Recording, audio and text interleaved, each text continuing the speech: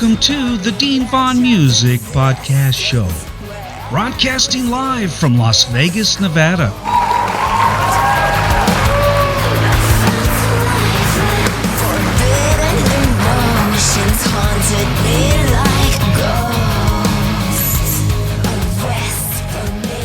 Fresh off their international tour, this week's episode is something special. I'm excited to welcome Edge of Paradise.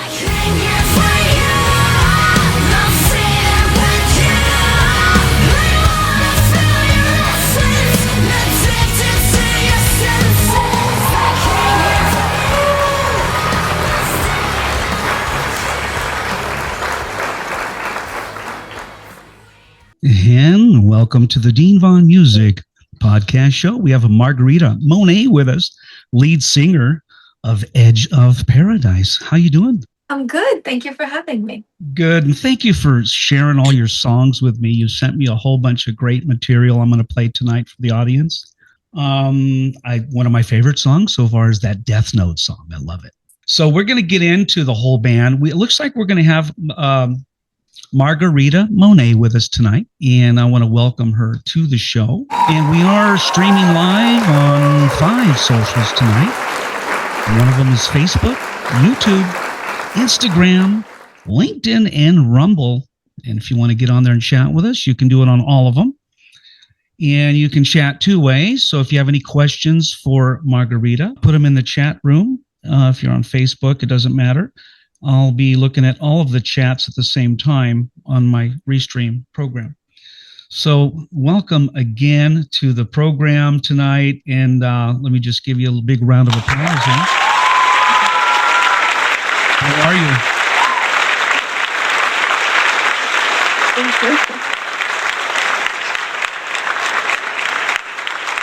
So Margarita, they're on a tour right now, an international tour, and I just got a break. And I know they have to go right back out again. And I'm going to have Margarita kind of explain what's happening with the band right now. And first of all, how was your day? It's good. I'm in Los Angeles right now. We're based here. So we're just, preparing for the tour. Okay. But today is good. Yeah, not too bad. Exciting. Today's good. As long as we're above ground, right? We're still playing music. Yeah. Exactly. You look great, by the way, and I was just amazed by the videos I saw today, and we'll be playing those in the first 10-15 minutes of the show tonight for the audience. And one of those videos I noticed on YouTube had over 1 million views. Our song "The Unknown" it has 1 million, and That's our right. song "Rogue," "Aim for the Kill," that one has 1 million. I got it queued up over here. Nice. I got it queued up. We're going to play it as soon as we get a break. I've got a few videos queued up, and I'll ask you for the best ones. But that one, wow, what a great video. Great production and great artwork. So I know we're going to touch a little bit on your other talents other than being a lead singer. And you're also a songwriter, correct? Mm-hmm. You're the songwriter for Edge of Paradise. And so we're going to talk a little bit about that. But my favorite song, I don't know why, when I do commercials, I look for songs that have a heavy drive. You know what I'm saying? I don't know if you can hear that or not. Can you hear that okay? Yeah. And your voice. Now, I'll let the audience be the decider on this.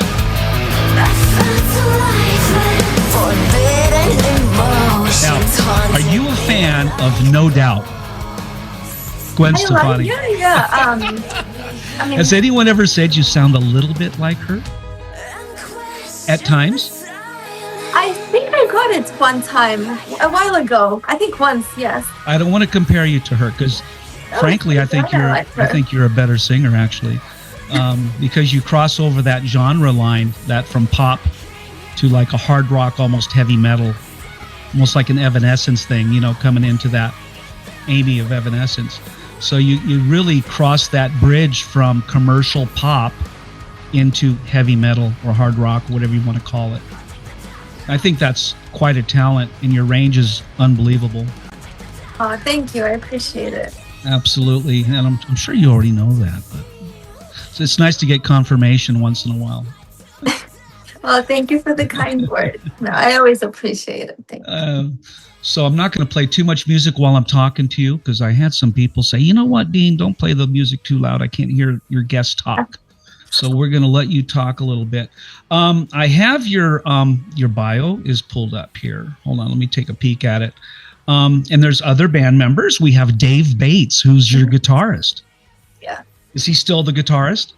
Yeah. Dave and I formed the band a while ago. Yeah. Okay, and we'll talk about that in a second. You got Doug Wieland or Wyland? Wyand. Mm-hmm. I'm sorry, Doug Wyan on guitars as well, and Kenny Lockwood on bass guitar, and Jamie Marino on drums, and Alex Nasla. Did I pronounce that? Yeah, he's our newest member. He's playing keyboards. Nice. Okay, I'm a keyboardist myself. Oh, very cool. I love keyboards. They just add such a dimension, right, to the band. Definitely. Just that huge back end sound. Yeah. Alex Nasla on keyboards. And so we're with Margarita Monet tonight. She's the lead vocalist and songwriter for Edge of Paradise. And so tell me a little bit about, when did you get started in music, and were you always a lead singer? And kind of take me back to when you got started. I started playing piano when I was very little. So that was my main thing, is classical piano. Then I went into musical theater. It was short-lived though. I got kicked out of it and I went to regular theater. But music was always a huge part. I thought I was going to be a concert pianist because that was pretty much my whole life. Gotcha. But then, I started getting into acting. I went to NYU for film, and I have a big love for all of that. I also love dance. I grew up doing ballet. So I just love anything from performing arts to visual art and anything, expressive like that. But I also love science. Like, my dad is a scientist, so I've always been into that as well. But yeah, music always kind of pulled me back. When I moved to Los Angeles, I was kind of doing a lot of different things, and I met Dave, and Dave had a band before me. He had a bunch of bands before me, but he was looking for a singer, and that's kind of how we met, and we just started the band. And well, what came first for you when you were growing up? What came first, the visual arts or the dance or the music? Kind of run me through what came first, and how did you? And also run me into how you got involved with visual. You do paintings and stuff, graphic arts. Yeah, I think it was definitely piano was first for me. It was I grew up in Moscow, so okay. My mom, she taught at an arts academy. So she took me to work because she taught English, but it was an arts academy. And while she was working, I just took a bunch of different classes, and I kind of fell in love with everything from, music to theater to dance. And I started doing all of that simultaneously. So, and I'm kind of merging everything I loved growing up into what I'm doing now. So for me, everything is kind of a part of it. The visual art supports the music. Gotcha. Making videos supports. Well, it really helps. It helps because you have being so multi-talented, you're able to contribute to the band and to your artwork, your album covers, everything, right? And your dance would come into play when you're on stage. And I could see you when you're performing. Your arms are kind of doing this dance move, right? And I think that plays a role in your stage performance, right? I mean, your dance. Maybe, yeah. I mean, I haven't danced in a while, but I mean, I did some in the music videos that we recently did. So that was kind of fun for me. But yeah, I mean, I think it's important to kind of be aware of your body, especially when you're on stage. So it's definitely something, toolbox, I guess. Well, I want to get into one of your videos. You said Rogue.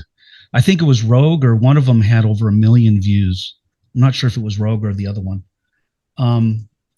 Let me cue it up, and let's play that for the audience so they can kind of see what you're all about. Okay. Because like the dance I was talking about, you're on stage and it looks like you're dancing out there and you're just having such a good time. And the band is pretty awesome. Those guys are awesome. And I was hoping they would come in tonight, but that's okay. I've got the original, the founding member of Edge of Paradise, and that's Margarita Monet. She's with us tonight. And we're going to play a video that the band put out by Edge of Paradise. It's called Rogue. It says Aim for the Kill. And it's the official video by Napalm Records. Is that your current record company now, Margarita? Yeah. Okay. Well, let's go ahead. Without further ado, let me cue it up and play it for the audience. Hang on 1 second. Are you ready? Let's do it. Let's do it.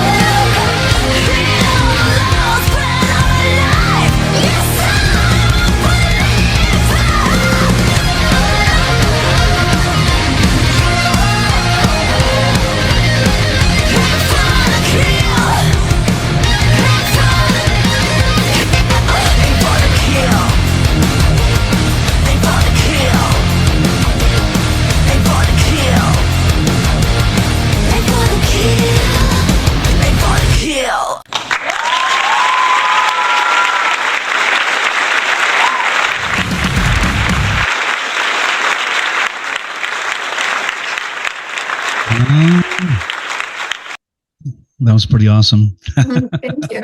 When was that video shot? Oh man, I think it was 2 years ago. Yeah. Just a couple years. Yeah, a couple of years.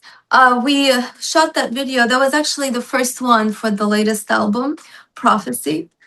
It was the first video that we did for our latest album, Prophecy.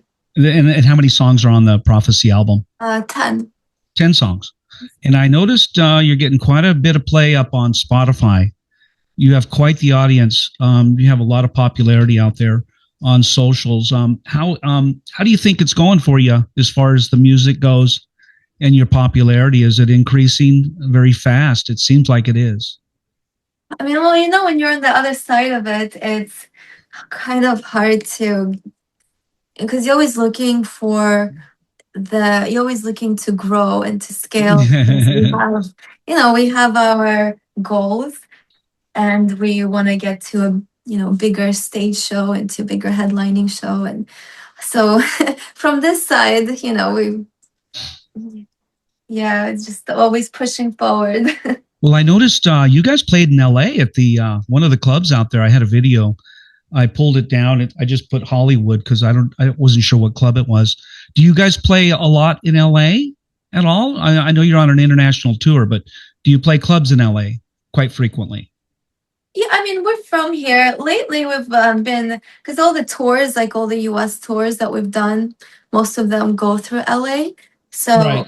Every time, it's a hometown show, but we've been part of the tour.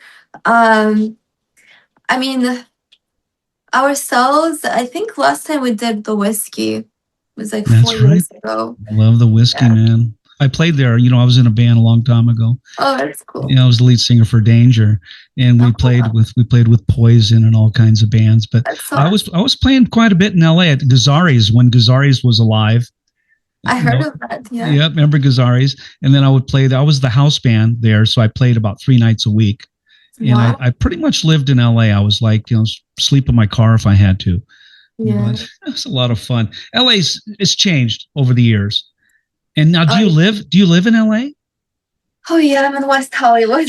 Okay, West Hollywood's nice out there. Yes. Yeah. How about the band? Are they close by as well?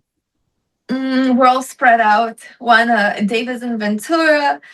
Alex is like in Corona somewhere. Okay. The rest of the guys are more local. So they're all still within the country because I interview a lot of bands. That are like Finland, like the drummers in Finland, the guitar players in Brazil, the singers in the United States. I'm like, holy crap. I go, how do you guys get together, man? But do you guys rehearse a lot? I mean, do you rehearse in LA? Yeah, we rehearse. We just had rehearsal yesterday. I mean, yeah, when we have a tour coming up, we definitely try to rehearse more. It just depends on what we're doing. But yeah, it's good to have everybody here. Yeah. And how does your voice now? You have you have a huge range on your voice, and you sing very powerful. And I'm a singer myself, and I know the ups and downs of being a vocalist, and especially being on tour. And how do you feel you're handling it? Because right now you're right in the middle of a pretty large tour. I was going to show all the dates to the audience here in a few minutes. But how does your voice hold up? I mean, I don't want to get too close and personal, but how do you feel, singing that many gigs? Well, I mean, right now we don't have shows. We have shows starting next month. Okay. We had a show in Vancouver that was kind of a one-off. So they're usually spaced out. Like, we've had a lot of tours in the last few years. Okay. But there's like some months in between. When we do have a tour, of course, it's a bit. I'm always paranoid not to get sick. Right. You got to protect your voice. Yeah, but to be honest, the more I sing, the easier it is. If I, like, when we do a tour and then I come back and I don't sing for a while, getting back into it is a bit harder. So if I'm, always singing, it's kind of like a muscle. The more you use it, the stronger it gets. So gotta work it out. You gotta work it out a little bit. But the main thing for me is I try to just be healthy overall. I don't drink, don't smoke, don't do any of that. Don't drink, don't smoke. Pretty boring. Go to the gym, all that stuff. Like if I don't know if a lot of musicians understand that, being a lead singer or a singer especially a lead vocalist, how we have to take care of our voice. And it's 24/7, right? It's 24/7. And it's funny because, in Hollywood, there's a lot of people, a lot of like big, rock stars and Right. whatnot, right? And sometimes, we cross paths, especially like we used to play at the Lucky Strike in Hollywood a lot. I remember the Lucky All those Strike. Yeah. people, they're like, yeah, we went from drugs to green smoothies. That's So, too funny. yeah.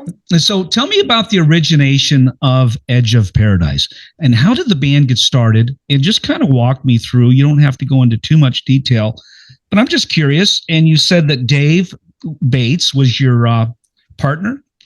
Yeah, when I met him, Dave kind of had a super group when I met him. He had Tony Franklin on bass, Nice. Sonette on drums. So, and Robin McCauley was singing in his band. Wow, Macaulay, big names. Yeah, so at some point they all went on different tours, and Dave wanted to create something and put all his energy into that, and I also wanted to create something of my own, and that's kind of where our visions aligned. What really took us a few years is to really figure out where the music was going, because forcing it didn't really work. It just doesn't work when you force something. So No, never does. it took a few years to really see where we could take the songwriting to, and I started experimenting a lot on the keyboard and with different sound elements. Like we went from more of like the symphonic metal, I guess, to Yeah. industrial, to more like electro metal.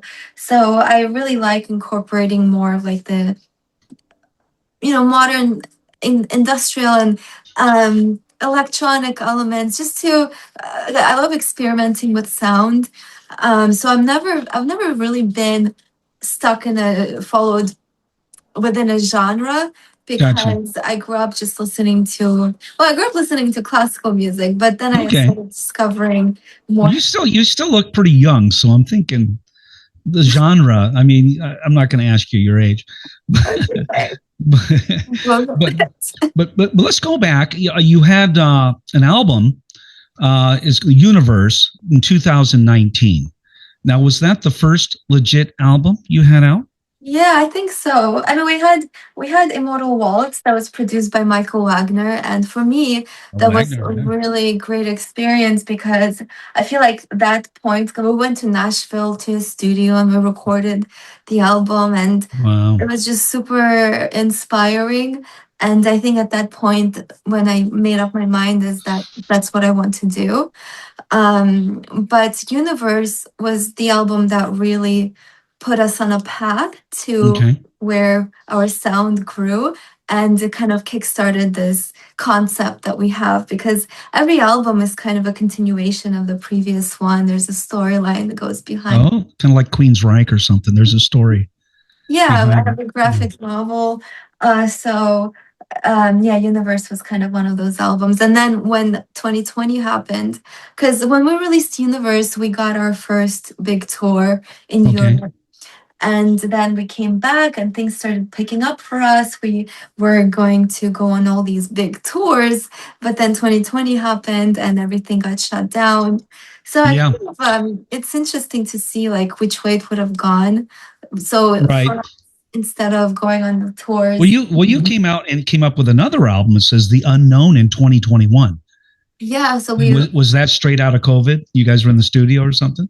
It was actually the only album that we were able to dedicate the entire time. Okay. To recording it. We were pretty much in the studio for the entire year, and The Unknown was a bit of a defining moment for us with this songs.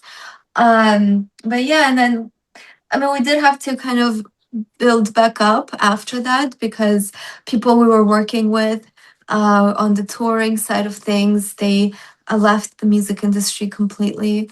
So we had to kind of find our way back to the touring circuit. Find my way back. Exactly. So, but we rebuild, and get back up and Rebelled. Now, what song was on the Unknown? You sent me a whole bunch of music, and I haven't played much tonight yet, except for the video. What songs are on the Unknown? I've got a list of stuff you sent me, but just give me a couple. Yeah, well, the Unknown, probably the ones that are bigger for us was the title track, The Unknown, and then Digital Paradise. Okay, Digital Paradise. Oh my gosh, you sent me so. Thank you very much for sending me the songs, because some bands are like, I'm not going to send you any songs, man. You should do your research. One band told me that. Really? And I'm like, yeah. They said you should do your research. I go, well, I have, but I'm not going to go buy all your songs so I can play them during the show. Yeah. And this, I was dealing with some guys with Queensryche. They didn't want to lift a finger to help me out. So I do appreciate everything you sent me, including just everything, your bio and everything. And it's nice that bands, especially bands like yours that are up and coming, and you have a huge future ahead of you, but it's nice to have the information out there that your fans can go to and say, well, these are the albums, here's a discography, here's some live shots of the audience, blah, blah, blah, all that. And so thank you for doing that. You got a great website. And I was going to pop it up here, but I wanted to talk to you first. Now, tell me a little bit about you and Dave started the band, and then the other guys got involved. So kind of tell me how that all bounced around and how you found, who was it? Doug Wien on guitars and Kenny Lockwood on bass and Jamie Marino on drums. Did they all come all together, or did you just kind of add a guy at a time or a girl? Well, I mean, it's or did Dave Bates have them all together? No, we went through quite a few. Well, some of the photos you have behind are from past members, because Dave and I had the band for a little bit now, and we've had different members. It's when you start touring, when you start doing a lot of different stuff, sometimes it really requires a lot of commitment. So sometimes it doesn't fall in line with whoever is in your band. So changes have to happen. So we've had those changes. But Doug Wayand, he's only been with us since the last album, and okay. we needed someone to fill in on one of our tours for some of the shows, and that's how we got in touch with Doug. And then it was just a really good fit, and he's an amazing guitarist. And when we started working on the new album, we just asked him to be a part of it, and he plays in. Well, like when I sent him some of the ideas, he was like, oh, this would be cool on an 8-string guitar. So we kind of brought the heavier element to the last album, because before that we only had Dave on the 7-string or the 6-string, and Gotcha. That kind of brought that dimension. And then we got Jamie actually right before COVID, because we when we had a lot of tours coming up, we really wanted a drummer that could be committed full time, and Jamie really had that hunger, to be. So Jamie Marino's been in the band, and he's permanent for like 5 years now. Yeah. Okay. Yeah, right before COVID, and I guess almost 6. But it's funny because when he joined, all the tours got canceled. So he was really upset. But we went into the studio and we recorded. He was on The Unknown, so he was the drummer on that album, and ever since. And then he was the one that brought in Kenny, because we had someone else on bass before. Kenny Lockwood on bass guitar. I'm looking at your website, and it says the Prophecy Tour. Is that current? It says April 17th through May, and then May, all your May dates? Yeah. That's right now. And so April 17th was the one show in Vancouver, so we just got back. Gotcha. I know I didn't think I was going to get you guys on the show, because I called Holly, who was helping me manage the bands. And I said, they're on tour right now. I don't think we're going to get them. And we had a cancellation. So I had to step up real quick. And it says May 6th, you're playing out in, I hope I can pronounce half of these.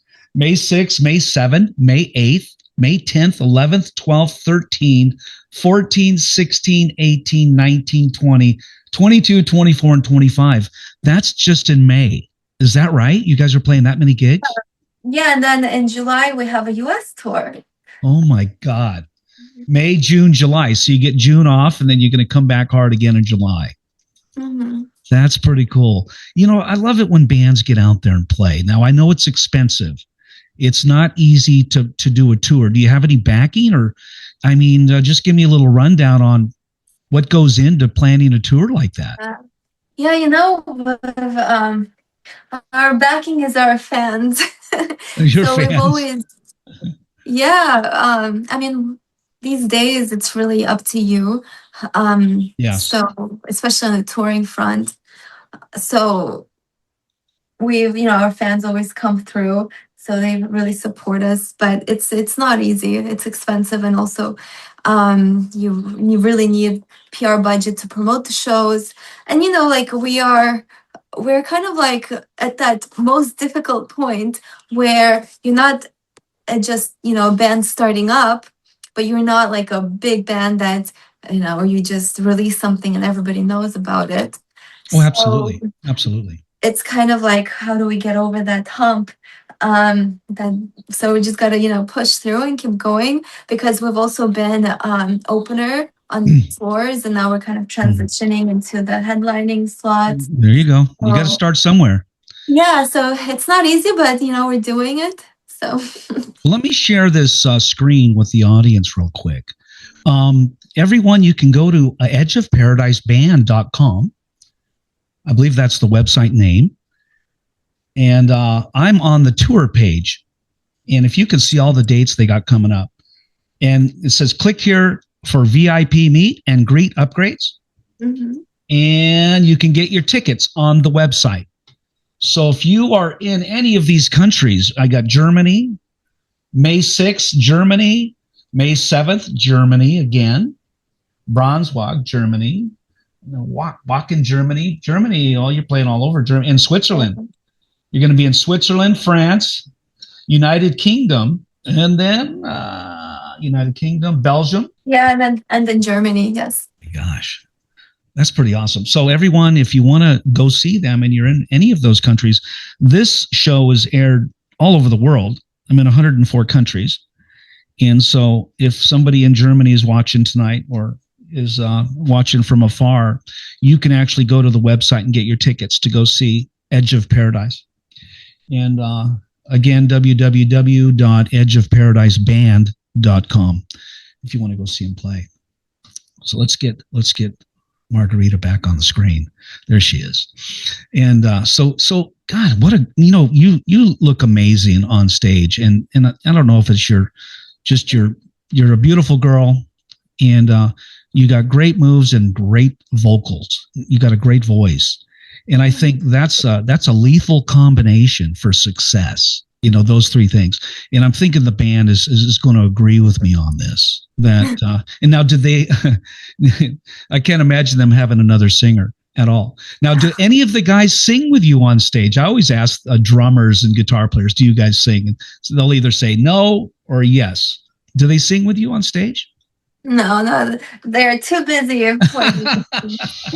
They're too busy. You know, I've been in bands my entire life, and no one ever wants to sing. And I always wanted like a harmony to come in, or 2-part harmony, you know, not too much, you know, because I was doing hard rock as well. And sometimes it takes the edge off of rock and roll. But is there any other genre of music that you like, and who is your influence? I always ask that question. Who are you influenced by as far as female vocal singers and songwriters? Well, when I started, I think Dio was my biggest inspiration. Dio, wow. But I always liked Freddie Mercury. I like Robert Plant. Yeah. I mean, Symphony X was one of the first metal bands that I've started listening to, and we got to tour with them, which was, Russell Allen is an amazing singer. Yeah, I mean, I love Nine Inch Nails just from like a musical perspective. What a great band, Nine Inch Nails. They've done some movies. They've done a lot of movies. And stuff. Yeah. So, I think that's my kind of biggest influence. Also, soundtracks. like Hans Zimmer, Clint Mansell. I'm really drawn to soundtracks. I love soundtracks. Have you ever written anything for like movies? Well, no, but we did have like the song "The Unknown." It was in a movie recently. Really? Mm-hmm. I'm looking at Prophecy right now, the album, and the video Unknown. And would you mind if I played that for you? Oh yeah, please. It really, this was one of my favorites as well. I was looking at Rogue and then Prophecy, and then I started kind of going through some videos. You had a lot of stuff up there that were live and some things of you and stuff, but I was kind of looking for more band videos. Is this the current lineup, this video? Which one? Prophecy Unknown. Oh yeah, Unbound, yeah. Okay. This is Edge of Paradise. And is it the Unknown or just Unknown? Well, no, Prophecy Unbound, right? Which one are you looking Prophecy at? Unknown. It's a red Unbound. screen. There's a fire in the front of the video. It's a bunch of fire. I hope I got the right one. Let's play it. Yeah. Yeah, that's Prophecy. Let's play it from the Here we go.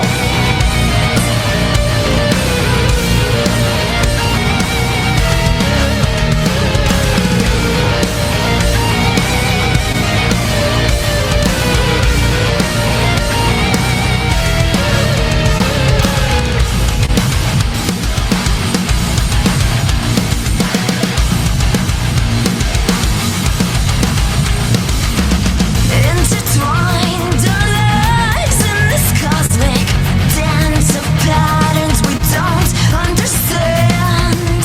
I walk along the corridors of fate where futures coexist inside this tangled web.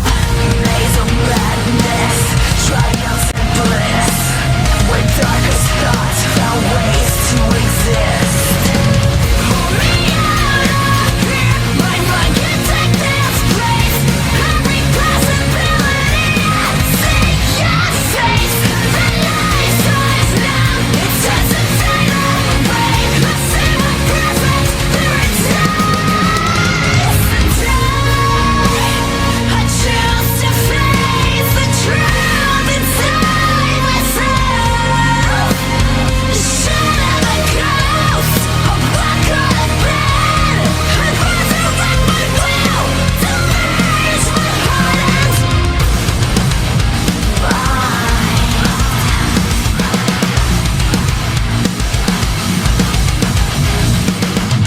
Prophecy unbound in this labyrinth of all possibilities. Would you give it all away for a dream you chase each day? Would you cross that line, leave the life you know behind? Maze of madness, triumphs and bliss, where darkest thoughts found ways to exist. Pull me out of here, my mind can't take this place. Every possibility I see your face. The light shines now, it doesn't fade away. I see my presence, there it dies. I choose to face the truth inside myself. Shut up the ghost of what could have been. I'd resurrect my will to merge my heart and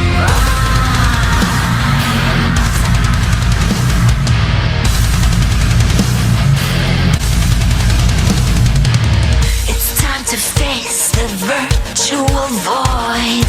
Fragments of reality catch or they will fall. I walk the ways and search for us.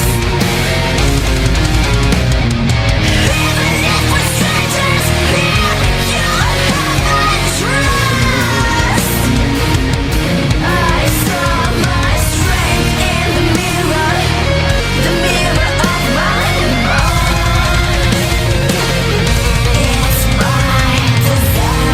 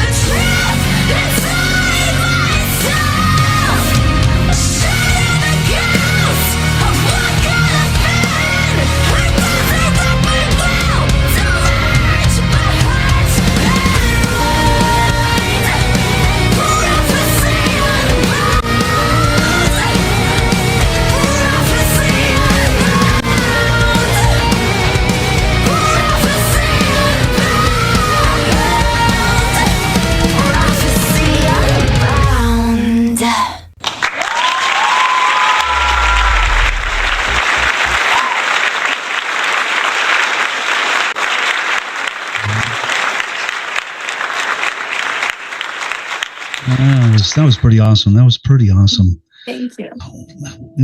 Was that a live shot? I mean, that was no CGI. That was like you and the out there. Where were you at when you shot that video? We were Salton Sea. Salton Sea. How was it? Was it hot, cold, uncomfortable? It was cold in the mornings and hot during the day, but it was fine. Yeah, it wasn't too bad. You know, on location shoots are fun. I've done a few. And I didn't do that many videos when I was playing in music in the 80s. It was very expensive back then. I think technology has gotten a little bit more affordable. You can do a lot more today than you could back in the 80s. But, you know, what was the experience like doing that, you know, the video with the guys and getting out there? Is it like how many days or how many weeks does it take to shoot a video like that?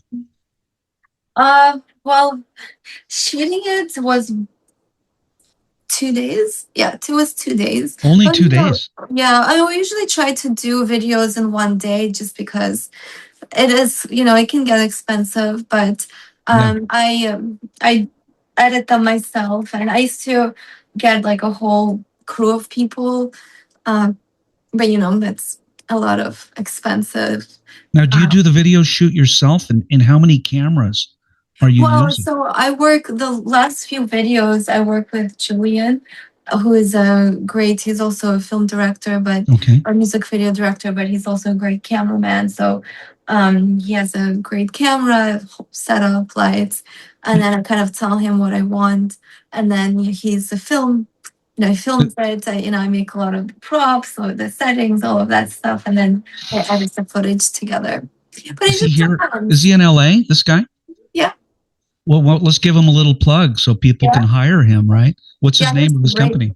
Julian Owen Levette. He has a really good last name. Santiesteban. You say that very well. Yes, Santiesteban. But yeah, if you look on the credits in our videos, his information is there. Right, everyone, check him out. If you're looking to do a video, I think he does pretty good work. And but I don't know if you can hire Monet to do your visual, your graphics.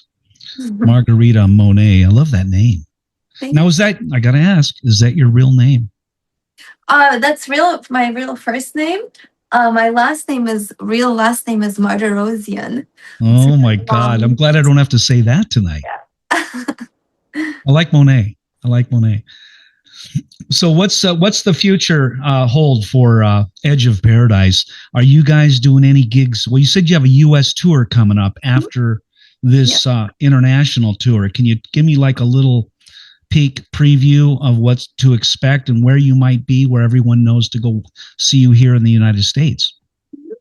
Yeah, we're going Salt Lake City, St. Louis. We're going up the West Coast mainly, Seattle, Oregon.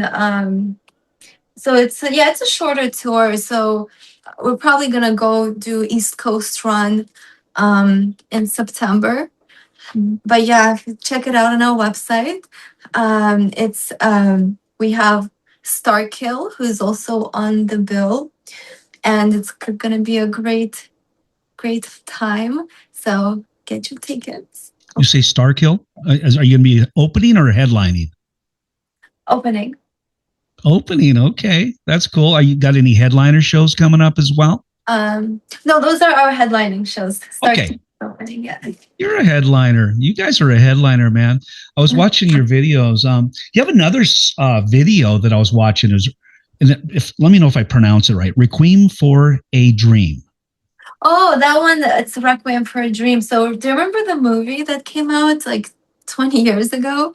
Actually, we released it on the 20th anniversary. It was Jared Leto. It was Jared Leto. Darren Aronofsky's film. It was probably the most disturbing movie about drugs. It has Jennifer Connelly in it. Oh yeah, I think I remember that. But the soundtrack, it's one of my favorite soundtracks. It's by Clint Mansell. So I always wanted to redo the theme. So we kind of built the theme, but I put lyrics over it and we made it more into a song. So this is the movie soundtrack theme, music soundtrack. Song, yeah. Do you mind if I play that for the audience? Of course, yeah. Okay, I love to play music. I like. Someone told me the other day. He goes, "Play more music, Dean." Okay, I'll play as much as I can. And you sent me a ton of music tonight. And this is usually about an hour and a half show. So I'm hoping some people chime in. We're also going to be taking phone calls into the show, and I'll announce the phone number.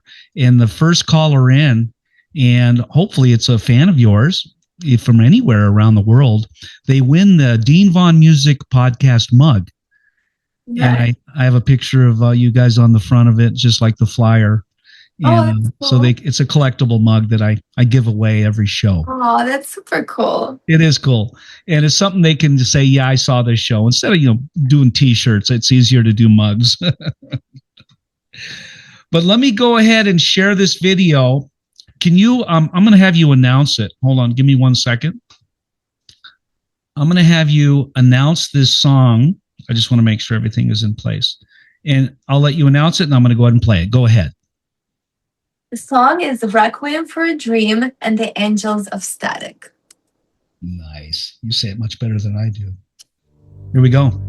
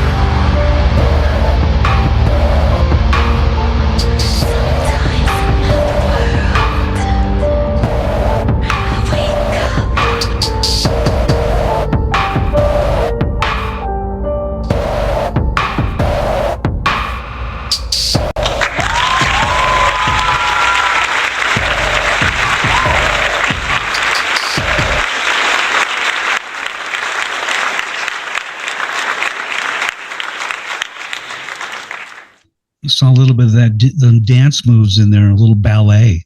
Yeah, a little bit. It's a remake of the Okay. soundtrack in the movie. Yeah. Gotcha. I wish that would be cool, but I don't know, like 9 years old when it came out. Oh my God. I have to go back and watch that movie now that you remind me. It's a great movie. Yeah. Yes, it is. Great actors too. And so anyway, so back to the band. Now you guys, what's your songwriting process like? Do you guys are you all in the room together, or do you come in with an idea and say, guys, I have an idea? Or do you and Dave, come in and say, this is what we have, and everyone joins in?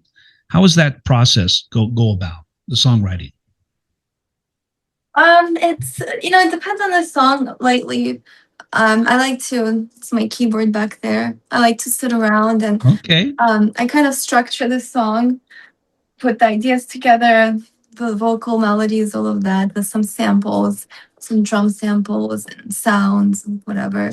And then I send it to Dave and Doug, and they put the demo guitars on it.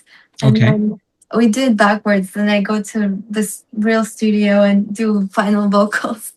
And then once we have that and the whole song is together with our producer, we rebuild the song. So Jamie comes in and he kind of gives life to the song with the drums, and then Kenny on bass. Bass usually goes last because we need the final guitars there, so the bass can support all of it.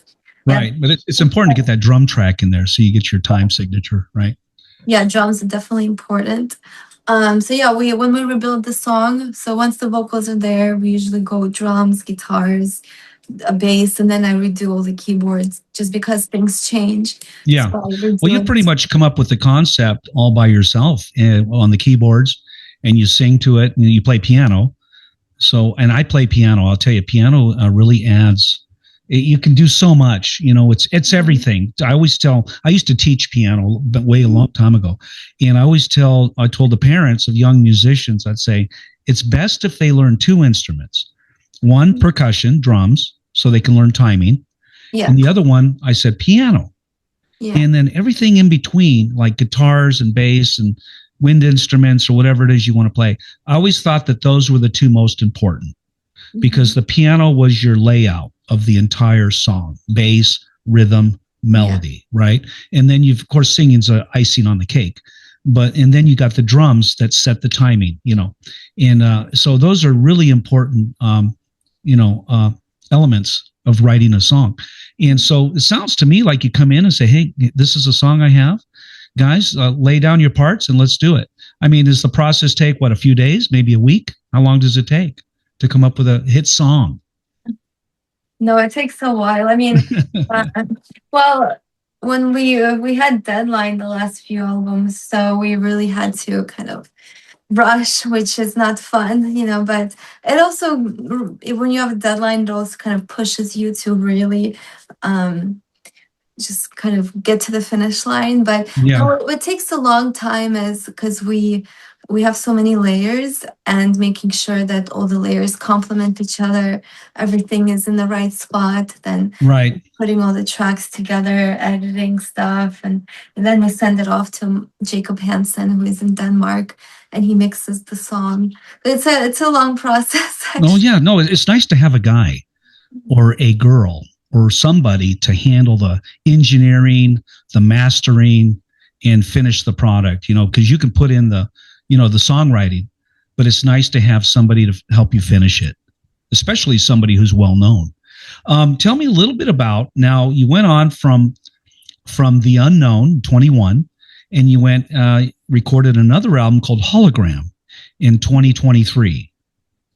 And give me just a little rundown. Was this the original lineup on that album as well? The Hologram? Well, I mean, the original lineup is kind of me and Dave at that point. Okay. Yeah. Gotcha. Hologram, I mean, so The Unknown, it was Dave, me, and Jamie.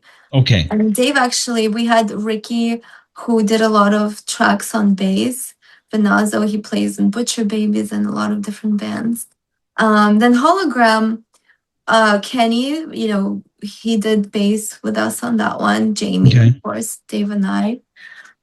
We also have David Ruiz, who is no longer in the band. He did some of the contributions on that album.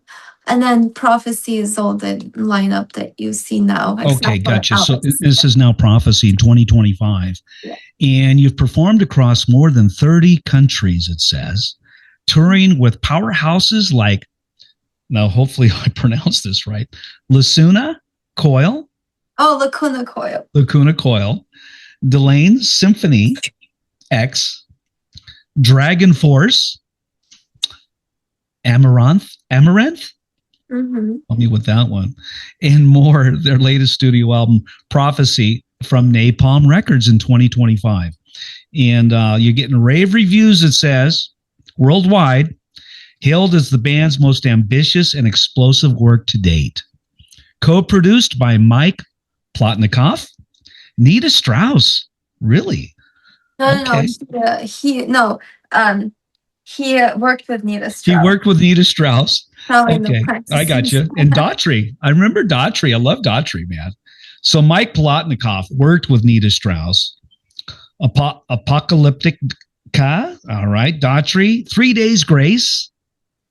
And mixed and mastered by Jacob Hansen. We got to give him a credit. Jacob Hansen. And he's the master and mixer over there. And he's done Arch Enemy, Catonia, Delane, and Evergrey. And then it says Prophecy introduces an 8-string guitar for the first time, delivering unmatched firepower and intensity. So tell me about the 8-string guitar. Is that, I know a little bit about guitars, and it's mentioned in your bio. It added a lot because it gives this music a whole new dimension in a way that, like, it gave Dave more room to explore his guitar parts. So, sometimes when you record the song and you have 2 guitar players, like, you do you double parts or whatever layers.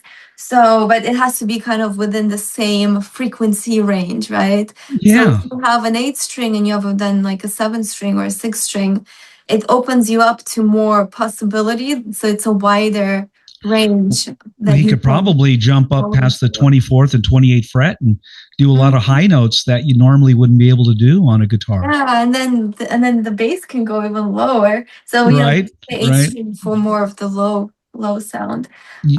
So those really like heavy riffs, they were really thick, and then Dave on the 7-string, the layers just stood up more. Yeah. Well, you can hear it. You can hear it in the recording. Your sound is thunderous, and I think that was even said in your bio. You have a thunderous sound, like the thunder. Yeah, thunder, man, and it's huge. Your sound is huge, and I love keyboards. I think every band should have a keyboard player hiding behind the curtain or out front. Yeah. But I love keyboards, and I just love the band. You got a great sound. I'm glad you guys were able to come on the show, or yourself was able to come on the show tonight. And this is going to be put back out again tomorrow night on Spotify, iHeartRadio, Pandora, and all of the other podcast streaming sites around the world. So you'll end up in about 104 countries. People seeing this, this interview, and I just love to put quality bands on the show, and and original songwriters. I've had a lot of people say, "Can you interview a cover band?" I go, "Well, why would I do that?" I'm looking for original artists and people who are creating brand new music. And if you look at the title of my show heading, it says interviewing bands from around the world, the original, refreshed artists. So it's I think it's great that we have new talent, especially this day and age. And even if it's from around the world, right? Finland, Germany, it doesn't matter. But the fact that you're right here in LA, and for some reason, I thought you were out of the country when I first heard about you guys, because I guess you were playing. You were playing all over the country. Mm-hmm. Now tell me about the whiskey. I played the whiskey. I was in danger at the time. Van Halen was big at the time. All the big players, Wasp, and it just even the Rolling Stones. Mick Jagger was down in Hollywood one night. I saw him at the Rainbow. Do you remember the Rainbow down in L.A.? Yeah, definitely. Do you ever go there? They have good pizza. You know, I've talked about the pizza. Like, do they serve pizza? Yeah. And do they still have a stage in the back room? I haven't been there in such a long I time. believe so. I've never actually been there, but I believe they do. Yeah. I think you could play there in the back, but Yeah. they don't really advertise it much. And then the Troubadour, is that still down there? I haven't been in LA. Oh, yeah. Troubadour, have you ever played there? No, I don't think so. I've never been in there, but it's definitely open still. Yeah, and the Roxy. Yes, definitely. The Roxy. Roxy's But, still there. The Key Club is no longer there. We played there before, though. Did they get rid of the Key Club? The Key Club? So technically it's still there, but it's now a dance club. So they have. Oh, okay. Okay, that used to be Gazzari's. Oh, okay. That was Gazzari's. And then they turned to the Key Club or whatever it's called. I went there once and I saw it was weird. And I never went back. But LA was such a thriving city for music, especially back in the 80s and 90s. And everyone passed through there. The Doors, Van Halen, the Beach Boys. I mean, so many bands passed through Hollywood and then, went on to do stadium gigs and all that. And you guys, you're a stadium band. You're a big band. And tell me the largest crowd you've played in front of with Edge of Paradise or yourself.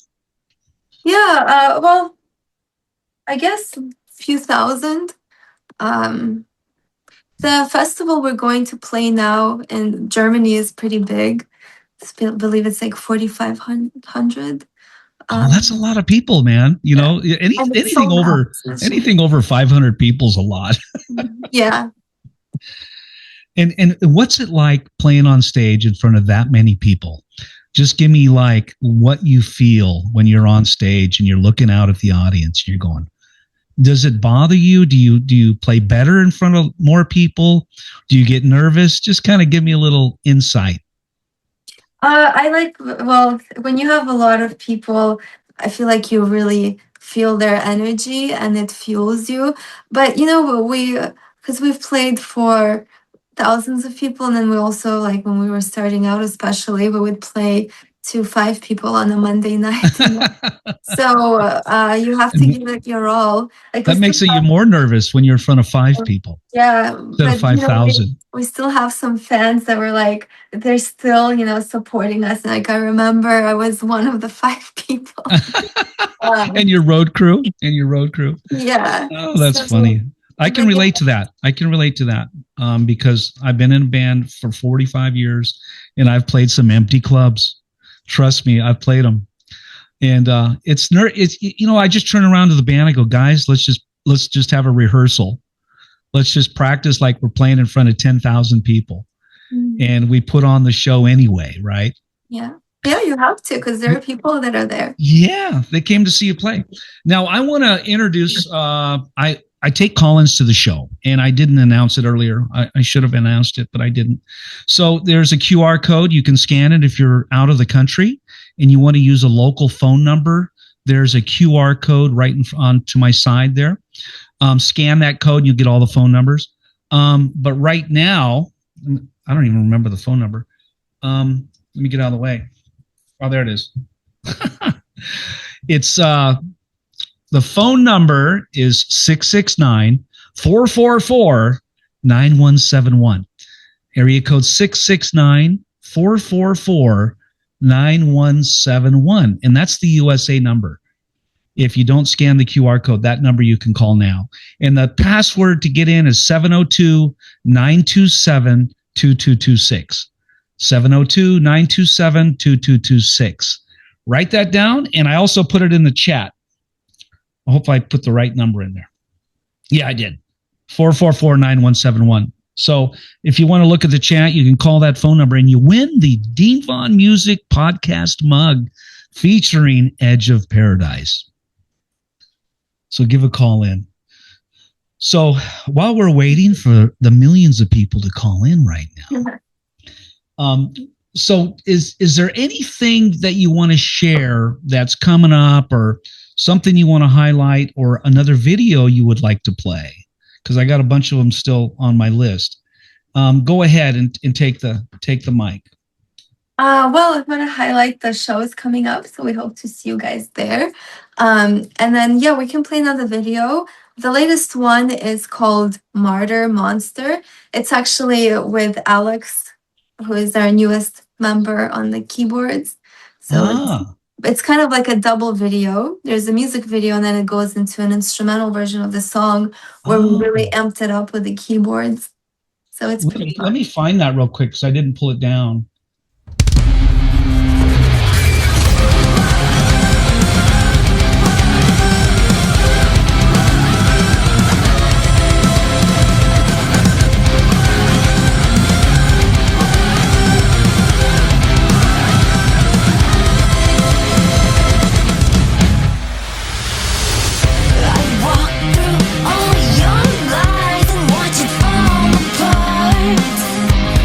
Living in a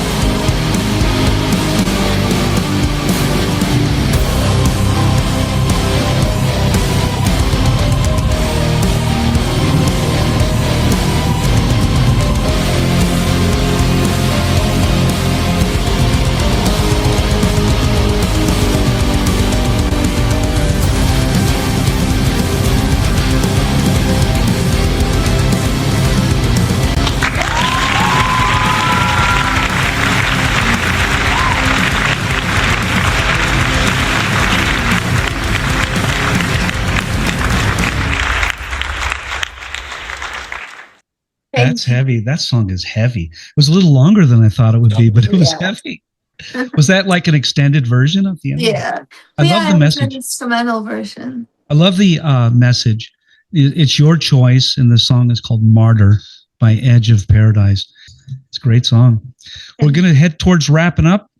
And is there anything that, other than the announcement of your international tour, which I'm going to post at the bottom, I'll have the links at the bottom of the podcast.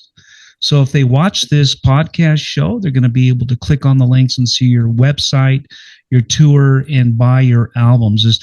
Where do you want me to send them to your website, or would you like me to link to other socials out there?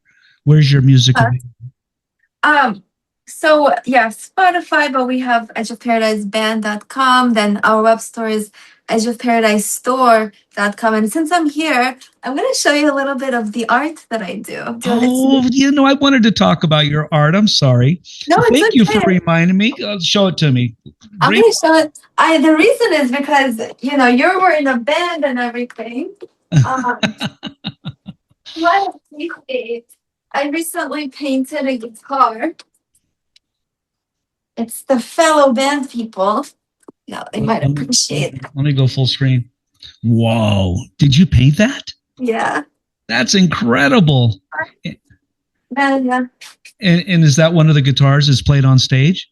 No, I don't think this is more of the, well, some of the guitars I painted you can play, but this is, I think, just for display. Then I have this. And then we have a graphic novel, which is... Now, is that a full-length novel you wrote? Yeah, so it's based on our album Hologram. Okay. And it kind of takes you through the story of the albums. So, yeah. Now, like I always say Queensryche, but is your story follow through all of the albums? Kind of, yes. Kind of, okay. Show me that again real quick. I want to see that. And show me okay. It's called Hologram and Slaves to Forever. Okay. And then so it has, so I painted a painting for each songs on the album. And so it features, so there's 10 chapters, which is one chapter per song. So it kind of dives deep into the meaning of the song. That is really cool. And then people can scan the QR code and go to the music videos. Oh, that's bitchin'. Love it.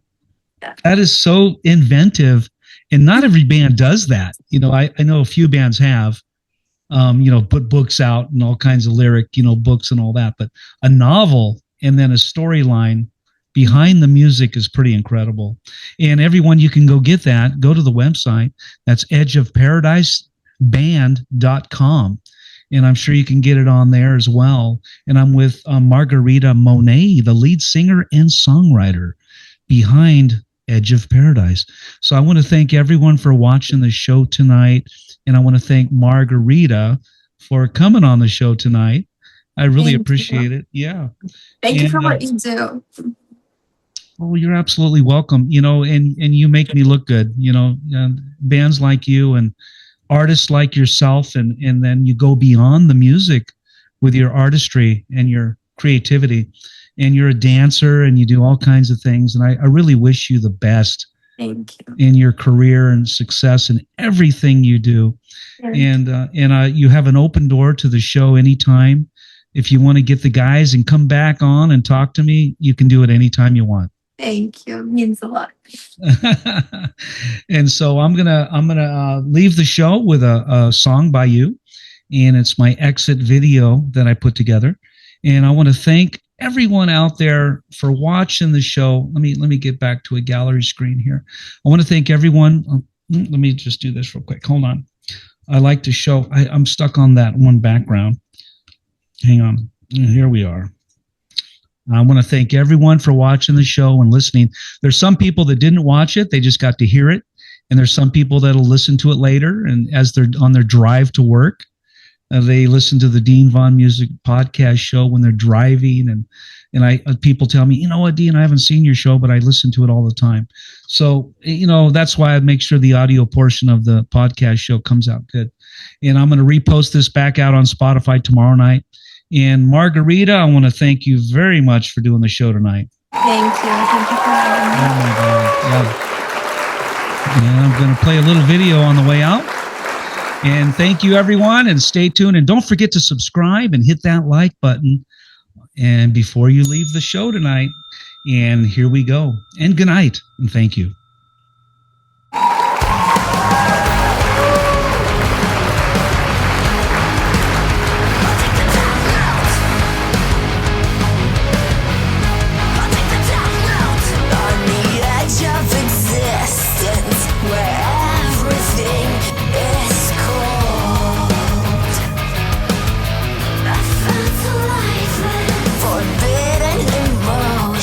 Haunted me like ghosts. A whisper made me hear you call and question the sound.